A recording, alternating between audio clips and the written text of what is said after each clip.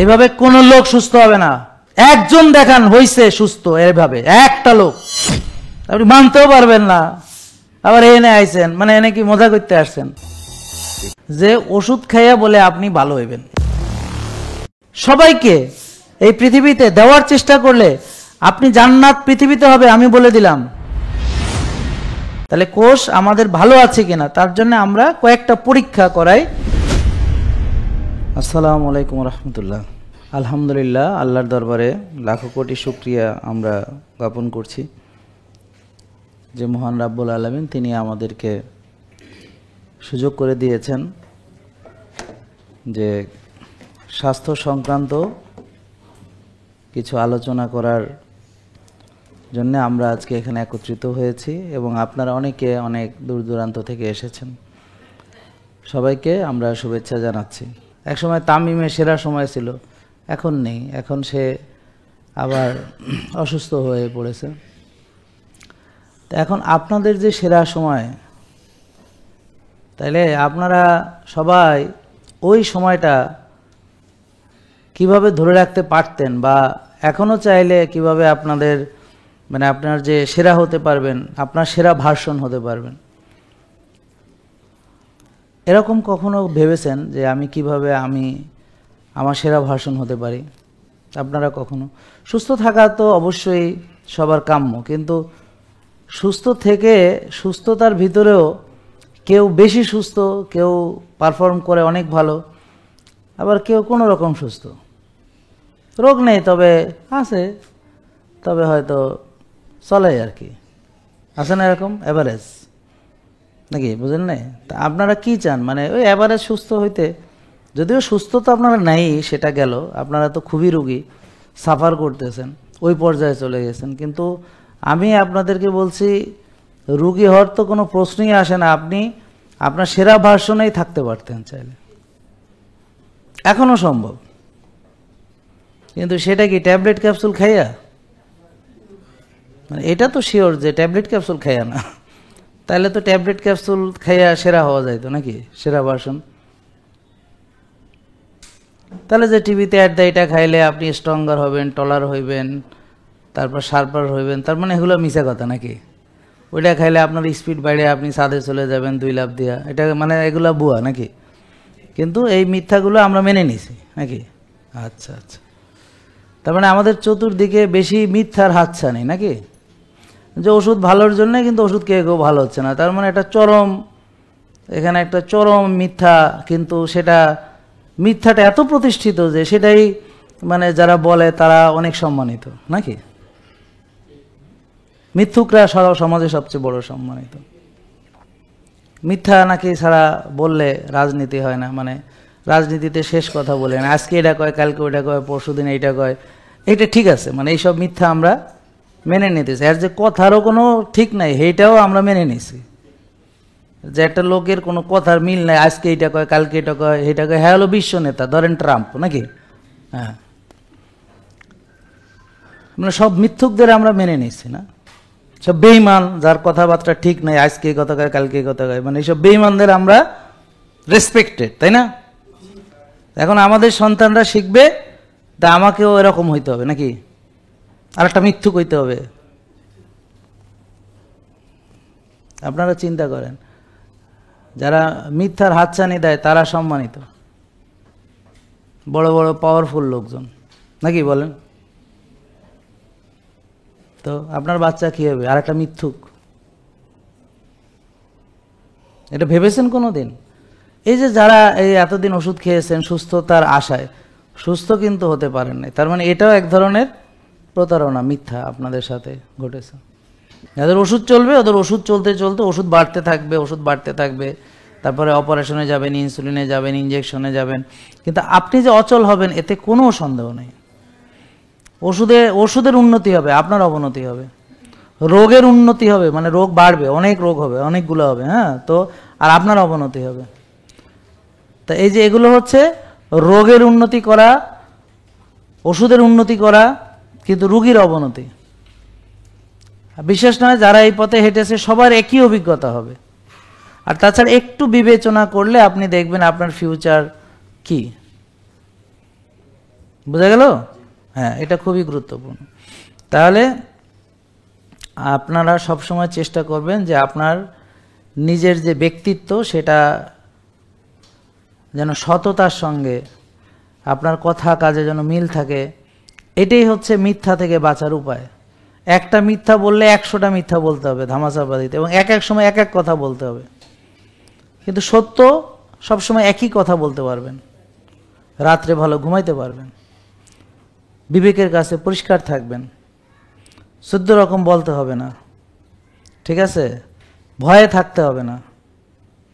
এই যে যারা আপনাদেরকে ওই যে বিভিন্ন ধোকা দিচ্ছে, ওই যে স্লিমিং জুস বেচেছে, তা এখন যে এই যে পুলিশের দৈরা ডিম থেরাপি দিতে আছে, এটা এখন ভালো লাগতেছে না। কথা বুঝতে পারছেন? তা এখন আরও ধরা হবে, তো শুরু হয়েছে, কয়েকজনকে ধরা হয়েছে, সামনে আরও ধরা হবে। এটা তো চলমান প্রসেস। আমরা তো আর ওদেরকে মনে করেন যে শান্তিতে থাকতে দেব না। আপনাদের সাথে যে প্রতারণা করছে, এটা তো মানুষের জীবন নিয়ে সিনেমিনি খেলা। এটা তো মানুষের জীবন নিয়ে তারা ইয়ে করতেছে। এটা তো আর আপনার এমনি নর্মাল কোনো বিষয় না। তো এই ব্যাপারটা আইন শৃঙ্খলা রক্ষাকারী বাহিনীও সিরিয়াসলি দেখতেছে, আইন প্রয়োগকারীরাও সিরিয়াসলি দেখতেছে যে এটা মানুষের জীবন নিয়ে এরা সিনেমিনি খেলতেছে। খেয়েও ডায়াবেটিস বাঁধানো সম্ভব যদি সেটাকে ব্যবহার না করেন এবং যদি জমা করে রাখেন বা বেশি খাইয়ে ফেলেন। আর খারাপ খাবার খেলে আপনার প্রদাহ হবে এবং টক্সিসিটি হবে, এমনি নর্মাল অবস্থায় যেমন হবে তার চেয়ে দ্রুততম সময় হবে, তাড়াতাড়ি হবে। এবার বুঝে গেল? এখন কোনো ওষুধ নেই পৃথিবীতে কোষ খালি করে ফেলানোর, আর মানে কোনো ক্ষতি ছাড়া ইনফ্লামেশন কমিয়ে ফেলানোর, এবং কোনো ক্ষতি ছাড়া ডিটক্সিফাই করার, এরকম কিছু নেই। তো ওষুধগুলো কিভাবে কাজ করে এখন মনে প্রশ্ন জাগতেছে। ডায়াবেটিসের ওষুধ করে কি, এই রক্তের চিনি জোর করে কোষে ঢুকায়, আর ইনসুলিনও কি করে, ওই রক্তের চিনি জোর করে কোষে ঢুকায়। তাতে কি হয়, তাতে আগে থেকে যে কোষের অবস্থা খারাপ ওটা আরও খারাপ হয়। এই জন্যে চিকিৎসা করতে করতে ডায়াবেটিস রোগীর চোখ নষ্ট হয়, ব্রেন ড্যামেজ হয়, স্ট্রোক হয়, প্যারালাইসিস হয়, হার্ট অ্যাটাক হয়, ঠিক আছে, কিডনি নষ্ট হয়, লিভার নষ্ট হয়। এতক্ষণ যে আলোচনা করেছি বুঝেছেন তো? এবার এখন তো ক্লিন বোঝা যাচ্ছে। এইটা বোঝেন যেন, এই জন্য এত কথা বললাম। এখন আসেন স্পিরিচুয়ালিটির কথা বলেছি কেন? কারণ আত্মিক অশান্তি মনের অশান্তির কারণ, আর মনের অশান্তি হলে টেনশন হবে, রাত জাগা হবে, আর হচ্ছে ঘুম হবে না, তার ফলে কর্টিসল বাড়বে, তার ফলে চিনি বাড়বে, তার ফলে ইনসুলিন বাড়বে। এবার বোঝা গেল? এটা তো আপনারা নিশ্চয়ই বিশ্বাস করবেন যে আপনি রাত জাগলে টেনশন করলে প্রেশার বেড়ে যায়, আচ্ছা চিনিও বেড়ে যায়, ডায়াবেটিস বেড়ে যায়। তাহলে এটা তো আর আমাকে প্রমাণ করতে হবে না, এটা আপনারা জানেন অলরেডি। তার মানে আপনি যেমন চিনি জাতীয় খাবার খেলে চিনি বাড়বে, ভাত, রুটি, ফল, দুধ ইত্যাদি, টেনশন করলেও বাড়বে, রাত জাগলেও বাড়বে। আবার কমবে হলো ব্যায়ামের মাধ্যমে, রোজার মাধ্যমে।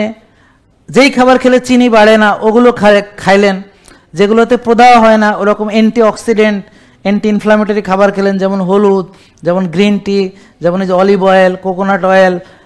পরিমিত, মনে রাখবেন, অতিরিক্ত কোনো কিছুই করা যাবে না।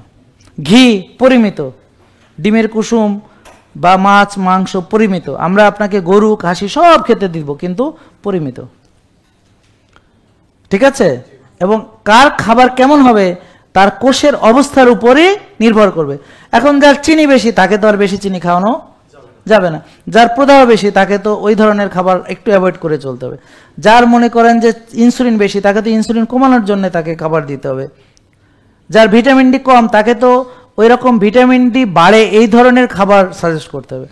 যার ধরেন পুরুষত্বের সমস্যা, নারীত্বের সমস্যা, ভালো চর্বি কম, এইচডিএল কম, তাদেরকে ভালো চর্বি স্পেশালভাবে তাকে আমরা দিতে হবে।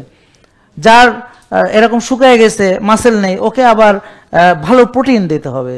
দেশি ডিম, দেশি হাঁসের ডিম, দেশি মুরগি, দেশি মাছ বা নদীর মাছ, চাষের মাছ খাওয়া যাবে না।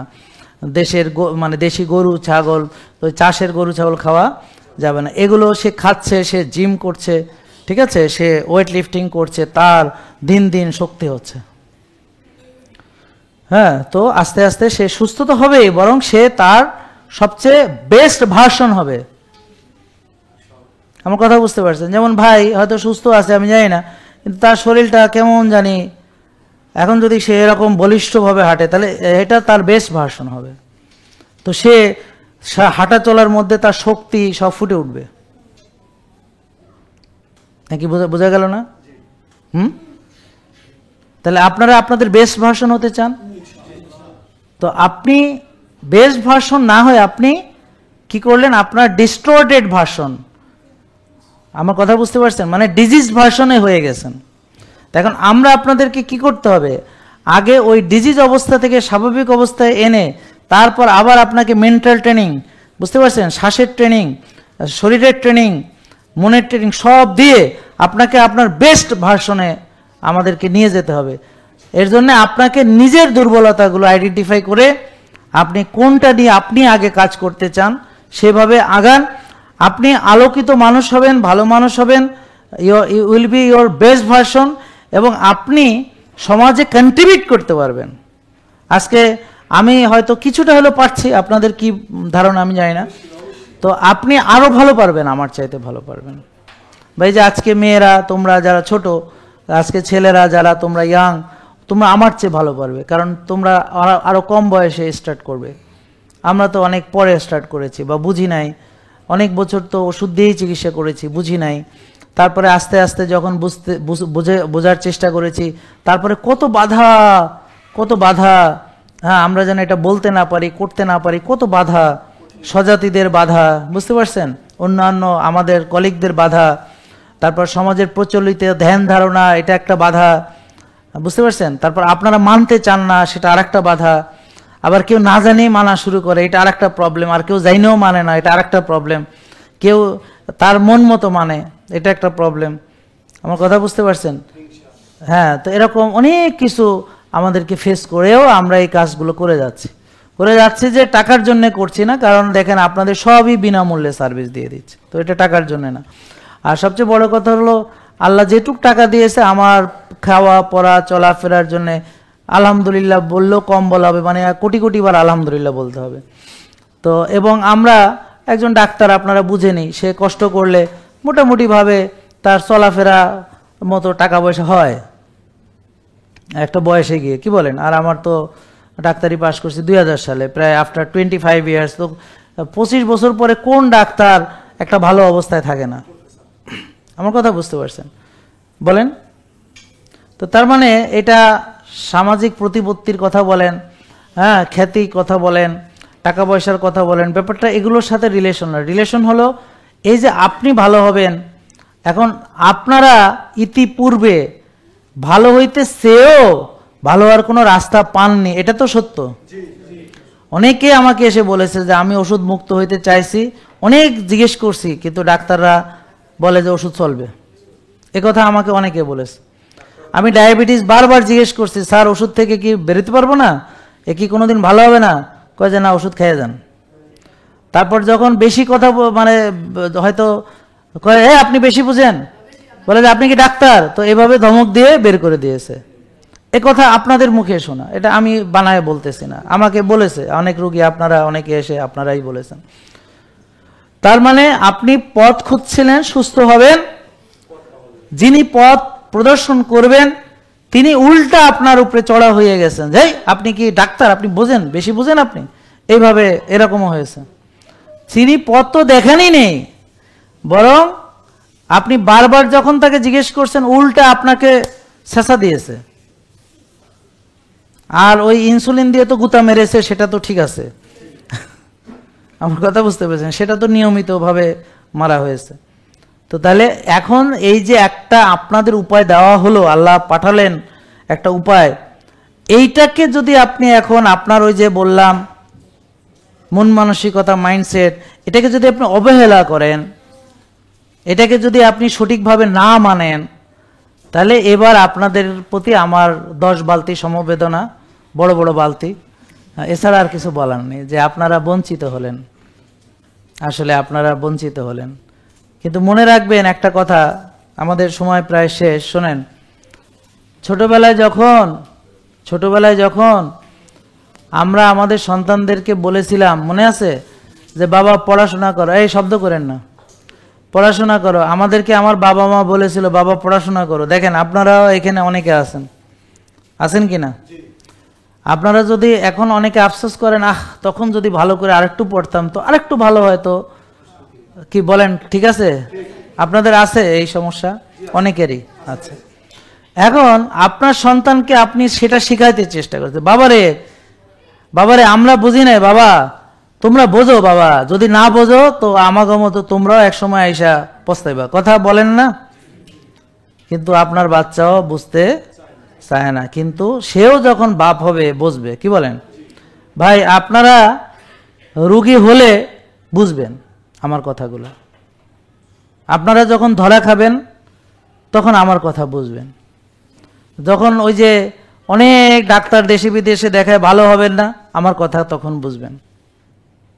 কিন্তু যদি আগে বুঝেন আর যত কম ক্ষতির ভিতরে বুঝেন, হ্যাঁ, ওই যে স্থায়ী ক্ষতি হওয়ার আগেই যদি বুঝেন, এটা আপনাদের জন্য ভালো। আর আমাদের যখন জাহান্নামের কিনারায় দাঁড়া করানো হবে, তখন আল্লাহকে অমান্য করে যে আপনি ভুল করছেন বুঝবেন, কিন্তু মুশকিল হলো ওখান থেকে আর আসতে পারবেন না। কিন্তু এই যে আপনারা আজকে হয়তো অনেকে অনেক অনিয়ম করেছেন, বুঝে না বুঝে অবহেলা করে, হ্যাঁ, অথবা হয়তো সিরিয়াসলি বিষয়টাকে নেননি, বা সবাই যেটা করেছে হয়তো সেভাবেই নিরাপদ মনে করেছেন, হয়তো গভীরভাবে বিষয়টা ভাবেননি, হোয়াটএভার। কিন্তু আপনি চাইলে কিন্তু এই মুহূর্ত থেকে নিজেকে পরিবর্তনের দিকে নিয়ে আসতে পারেন। কিন্তু একবার যদি পৃথিবী ছেড়ে চলে যান, আর কোনোদিন ফেরত আসতে পারবেন না। আমার কথা বুঝতে পারছেন? আর যদি কোনো একটা স্থায়ী ড্যামেজ হয়ে যায়, যে বুকটা ফাড়া গেছে, সেটা কিন্তু নিয়েই কবরে যেতে হবে। আর ভাঙা হাড়ি যতই জোড়া লাগান, হাড়ি কিন্তু ভাঙা। এখনও সময় আছে, চাইলে এই বুক না ফিরেও আপনি এই যতদিন জীবিত আছেন পারবেন। আমি কি বোঝাতে পারলাম? ঠিক আছে। আর আমার এই যে লেকচারগুলো, এই যে ভাইয়া দেরি করে আসছেন, তো কোনো চিন্তার কারণ নেই। ইউটিউবে এগুলো সব আছে, 2500-র বেশি ভিডিও আছে। আপনি ওখানে বসে মনোযোগ দিয়ে এই আলোচনা শুনুন, কোনো অসুবিধা নেই। আপনি মানে হারানোর সুযোগ নেই, আমরা তো সেই ঝামেলা করে রাখিনি। কালকে আফসোস করে একটা কথা বললাম, শোনেন, দেখেন আপনাদের বিশ্বাস হয় কিনা। আমাদেরকে অনেকে আছে যারা দেশের বাইরে থেকে জাস্ট ভিডিও দেখে দেখে মেনে আমার কথাগুলো এখন ওষুধ টষুধ বাদ দিয়ে মুক্ত হয়ে একেবারে সেই রকম নিজেকে ট্রান্সফর্ম করে এখন একদম খুব বেটার ভার্সনে নিজেদেরকে নিয়ে তারা অনেক ভালো আছে। এটা বিশ্বাস করেন আপনারা? তাহলে ও যদি আমার এখানে না এসে এটা পারে, তাহলে পৃথিবীর যে কোনো মানুষ যে বাংলা ভাষা বোঝে, সে পৃথিবীর যেখানেই আছে, তার পক্ষে মেনে ভালো হওয়া সম্ভব কিনা বলেন? তাহলে চাইলে আজকেই তো পৃথিবীর সব বাংলা ভাষাভাষী মানুষ এই পথে হাঁটা শুরু করে দিতে পারে। এর জন্য তো আমাদের সব করাই হয়ে গেছে। মোবাইল ফোন সবার পকেটে আছে, ইউটিউব ফেসবুক সবার পকেটে আছে। কি বলেন, পারে না চাইলে? এই জন্য আমরা মানুষকে এতখানি পর্যন্ত ফ্যাসিলিটিস দিয়ে রেখেছি। কিন্তু দুঃখের ব্যাপার, মানুষ বড়ই নিজের আসলে ভালো যে বোঝে, এটাও আমরা প্রমাণ পাই না। মানুষ যে আসলেই নিজেকে ভালোবাসে, এটারও কোনো প্রমাণ পায় না। মানুষ যে আসলে নিজের যত্ন করে, এটারও কোনো আসলে প্রমাণ পায় না। তা আমরা আমাদের বেস্ট ভার্সন হতে হলে আখেরাতমুখী চিন্তা করতে হবে, আসল লক্ষ্য ঠিক করতে হবে। ঠিক আছে? এই যে ভাই সংক্ষেপে যেটা বলতেছি শোনেন, এই যে কই যশন না কি বললো, হ্যাঁ নাকি ঘুমাচ্ছে, যে ইঞ্জিনিয়ার, এখন শোনেন কি বলতেছি, সকাল থেকে যা আলোচনা করছি। আমাদের বেস্ট ভার্সনে আসতে হলে আমাদের আগে লক্ষ্য ঠিক করতে হবে। প্রথম লক্ষ্য অনন্তকালের জীবন, আল্লাহর সন্তুষ্টি, এবং এটার জন্য এই ইবাদত বন্দেগী এবং এই যে সেবামূলক কাজ, হ্যাঁ, এগুলো করার জন্য সুস্থতা। তারপর হচ্ছে নিয়ম শৃঙ্খলা, আত্ম উন্নয়ন, আত্মশুদ্ধি, কোষের পরিষ্কার, আমার কথা বুঝছেন, পেট পরিষ্কার, ব্রেন পরিষ্কার, আত্মা পরিষ্কার, মন পরিষ্কার। এটা যেন আপনার সকল কাজে ভিতরে প্রকাশ পায়। আমার কথা বুঝতে পারছেন? আপনি অন্যের কল্যাণ কেমনে করবেন, পৃথিবীতে কি দিতে পারতেছেন, মানে কি দিলেন, কি পেলেন না, কি দিলেন, এইভাবে চিন্তা করেন। আপনি তো ইনশাল্লাহ সুস্থ হবেন, আমরা দোয়া করব সবার জন্য, আপনি অবশ্যই ইনশাল্লাহ সুস্থ হবেন। কিন্তু আপনি কত মানুষকে সুস্থতার পথে নিয়ে আসবেন, সেটা হলো আপনার টার্গেট। আমার কথা বুঝতে পারছেন? আমরা যখন পড়াশোনা করেছি, আমি তো অনেক লেকচার দিতাম, অনেক লেকচার নিয়েছি। তো ওখানে আমাদের যে একটা পিরামিড আছে, যেমন ধরেন লার্নিংয়ের কে সবচেয়ে বেশি শিখে জানেন? যখন কেউ সে শেখায় কাউকে। ধরেন আপনি একটা পড়া শুনলেন, তো শুধু কানে শুনলেন, তো একটু পরে মনে থাকবে হয়তো 10%। অডিও ভিজুয়াল দেখলেন, শুনলেন, তার হয়তো 20-30% মনে থাকবে। বাট যখন কোনো জিনিস কাউকে শেখাবেন এবং যখন সেটা নিজে কাজে পরিণত করবেন এবং আপনার প্র্যাকটিসের মধ্যে ঢুকাবেন, তখন আর এটা ভুলবেন না। তা এখন আমরা আজকে যাই বললাম, তো এখন যখন আপনি এটা প্র্যাকটিস শুরু করে দিবেন, যখন আরও আপনার ভক্তবৃন্দ তৈরি করবেন, আপনার ফলোয়ার বানাবেন, তাদেরকে শেখাবেন, তাদেরকে বুঝাবেন, এইটা একটা চলমান প্রক্রিয়া। তখন আপনি ইনশাল্লাহ আর এখান থেকে মানে যে বেরিয়ে যাবেন বা আপনি কোনো কিছু ভুলে যাবেন, তো এইটা আর হবে না। আমি কি বুঝাতে পারলাম? ইনশাল্লাহ। তাহলে কোষ আমাদের ভালো আছে কিনা তার জন্য আমরা কয়েকটা পরীক্ষা করাই। যেমন হোমায়ার বেশি মানে কোষে জায়গা কম। বলেন হোমায়ার বেশি মানে? তাহলে হোমায়ার কত থাকলে বলো? 1। তারপর বলেন যে TGHDL রেশিও, হ্যাঁ, এটা মানে আমার অক্সিডাইজড কোলেস্টেরল কেমন আছে। তো যাদের রেশিও বেশি, 2-এর বেশি, অক্সিডাইজড কোলেস্টেরল বেশি, তার মানে তার রক্ত নালীর ভিতরে ব্লক তৈরি হচ্ছে, এটা খারাপ জিনিস। তো এই জন্য আমাদেরকে TGHDL রেশিও 2-এর নিচে রাখতে হবে। এর জন্যে HDL এর পরিমাণ বাড়িয়ে 60-এর কাছে আনলে আর টিজির পরিমাণ কমিয়ে 90-এর কাছে আনলে রেশিও 1.5, এটা অনেক নিরাপদ একটা রেশিও। তাহলে আমরা আপনাকে এই বিষয়ে হেল্প করব। আপনারা করণীয় করবেন, দেখবেন আস্তে আস্তে আপনার রিপোর্ট ভালো হবে ইনশাআল্লাহ। প্রদাহ, এই যে প্রদাহ নিয়ে এত কথা বললাম, তো কোষে প্রদাহ আছে কিনা, হ্যাঁ, এটা CRP দিয়ে বোঝা যাবে। তো CRP 3-এর বেশি মানে কোষের মধ্যে প্রদাহ আছে। তার মানে এবার আপনার এটার দ্বারা আপনার মাজা ব্যথা হইতে পারে, গিরা ব্যথা হইতে পারে, অ্যাজমা হইতে পারে, আবার চোখে আপনার ইউভেইটিস হইতে পারে, স্কিনে ডার্মাটাইটিস হইতে পারে, বুঝতে পারছেন, IBS হইতে পারে, IBD হইতে পারে, ইনফ্লামেটরি বাউল ডিজিজ হইতে পারে, এরকম হইতে পারে, ইনফ্লামেটরি অনেক হেপাটাইটিস হইতে পারে, নেফ্রাইটিস হইতে পারে, বুঝতে পারছেন, ভাস্কুলাইটিস হইতে পারে, ক্যাপসুলাইটিস হইতে পারে, ফ্রোজেন শোল্ডার হইতে পারে, হ্যাঁ, টেন্ডিনাইটিস হইতে পারে। তো এরকম হইতে পারে অনেক কিছু প্রদাহ। তার মানে আমাদের প্রদাহ কমানোর জন্য সুস্থ খাবার, রোজা, ব্যায়াম, ঘুম, মানসিক প্রশান্তি। হোমায়ার কমানোর জন্য রোজা, ব্যায়াম, ঘুম, মানসিক প্রশান্তি। সমস্যা ভিন্ন ভিন্ন হলেও সমাধান প্রায় কাছাকাছি, কেননা ওই কম্বিনেশনে গিয়ে প্রবলেমটা তৈরি হচ্ছে। কি না, বেশি বেশি খাওয়া, বারবার খাওয়া, প্রসেসড আল্ট্রা প্রসেসড ফুড খাওয়া, টেনশন করা, রাত জাগা, ব্যায়াম না করা, কায়িক শ্রম না করা, নিয়ম শৃঙ্খলা না মানা, নিজের যত্ন না নেওয়া, নিজেকে ভালো না বাসা, রোদে না যাওয়া, ঘাসে না হাঁটা, এবং ওই যে নিজের জন্য একটু নিরিবিলি সময় বের করে তার ভূত ভবিষ্যৎ ফিউচার প্ল্যান করা। কারণ শয়তান সবসময় আপনাকে ব্যতিব্যস্ত রাখে যেন আপনি এইসব ভাবনার সময় না পান। কথা বুঝতে পারছেন? ও আপনাকে স্থির হইতে দিবে না। স্থির হলেই আপনি ওই ভাবনা ভাবতে পারেন। এই জন্য সবসময় অস্থিরতার মধ্যে রাখবে। এই কাজ, সেই কাজ, এই সেই নোটিফিকেশন, এই মেল, ওইটা দুনিয়ার কাজ, ডেডলাইন, এই সেই ভিতরে আপনাকে শেষ। কথা বুঝতে পারছেন? ও সবসময় ব্যতিব্যস্ত রাখবে। এই জন্যে ওর থেকে বাইরে হয়ে আসা নিজের জন্য, ওই যে ভাবনার কথাটা বললাম, মনে আছে এই কথাটা? প্লিজ এটা একটু মনে রাখবেন। এটা কিন্তু করবেন আপনারা প্লিজ। আত্মসমালোচনা, আত্ম উপলব্ধি, আপনার কোথায় কোথায় আপনার দুর্বলতা আছে, আর আপনি কতখানি আল্লাহর কাছে কানেক্টেড, আর আপনি কি হইতে চাইছিলেন, কি হয়েছেন, আপনি কি পৃথিবী হইতে চাইছিলেন না জান্নাত হইতে চাইছিলেন, তাহলে সেভাবে আপনাকে ভাবতে হবে। আপনি কতটা জান্নাতের কাছাকাছি, কতটা জাহান্নামের কাছাকাছি।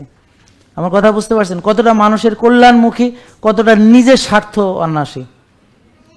সবাইকে এই পৃথিবীতে দেওয়ার চেষ্টা করলে আপনি জান্নাত পৃথিবীতে হবে। আমি বলে দিলাম, জান্নাত পৃথিবীতে হবে ভাই। কি বিশ্বাস করেন আপনারা? তাহলে আমরা শুধু কি নিজেরা ভালো থাকলে হবে? আমাদের এই যে সন্তানদের ভবিষ্যৎ আমাদের গড়ে যেতে হবে, ওদের জন্য সুন্দর পরিবেশ রেখে যেতে হবে, সুন্দর পৃথিবী তাদের জন্য আমাদের উপহার রেখে যেতে হবে। আমি কি পারি সেটা বিষয় না, বাট উই মাস্ট ট্রাই। আমাকে আগে নিজেকে মানে এটা ট্রাই করে সবার সামনে গ্রহণযোগ্য করে তারপর আমরা সবাই মিলে চেষ্টা করতে হবে। ঠিক আছে না? হ্যাঁ, থ্যাংক ইউ। তারপরে এই যে ইনসুলিন যদি বেশি থাকে এটা কমাতে হবে। এটা তো এতক্ষণ আলোচনা করলাম। ইনসুলিন বেশি হলে কেন হয়? ওই যে কোষে জায়গা নেই, তো কোষ খালি করতে হবে। রোজা, ব্যায়াম, ঘুম। তারপরে চিনি খেলে ইনসুলিন বাড়ে, তো চিনি জাতীয় খাবার। টেনশন করলে বাড়ে, রাত জাগলে বাড়ে, যেটা বললাম। কমে, ব্যায়াম করলে কমে, হ্যাঁ, রোজা রাখলে কমে। তারপরে ভালো খাবার, আল্লাহর দেওয়া পবিত্র খাবার পরিমিত খেলে মনে আছে সব? ওই যে ওই ঘটনার ইয়েগুলো একই, সমাধানগুলো একই রকম। হ্যাঁ, আর চিনি বাড়ে কিভাবে? সেম, ওই যে কোষে ওভারলোড হলে, কোষ খালি হলে চিনি কোষে ঢুকে যাবে। আর ভিটামিন ডি, রোদ্রে যেতে হবে, ভিটামিন ডি সমৃদ্ধ খাবার খেতে হবে। তাহলে আমরা ভিটামিন ডি থাকতে হবে 90-100, মনে থাকবে? তাহলে হোমায়ার কত সবাই বলি? 1, TG HDL 2, CRP 3, insulin 4-5, blood sugar 5-6, vitamin D 90-100। ইনশাল্লাহ আপনারা এটা পারবেন। আর রেগুলার ভিডিওগুলো দেখতে থাকুন, আগামীকালকেও আলোচনা শুনবেন ইনশাল্লাহ। আর আজকে আপনাকে যা যা বুঝায় দেয় বুঝে যান, 1 মাস করে টরে আবার আসুন, এভাবে রেগুলার আসুন। আপনি কতটুকু পারছেন, মন খারাপ করার কোনো কারণ নেই। আল্লাহ তাআলা রহমানুর রহিম। আপনি কি কি পারছেন না আবার পারবেন, আবার কি কি পেরেছেন আবার সামনে আরো পারবেন। সো হতাশ না হয়ে রেগুলার আসবেন, আমরা আপনাদেরকে সাহায্য করার চেষ্টা করব। আসসালামু আলাইকুম রহমতুল্লাহ। জেকে লাইফস্টাইল, ওষুধ মুক্ত সুস্থ জীবন।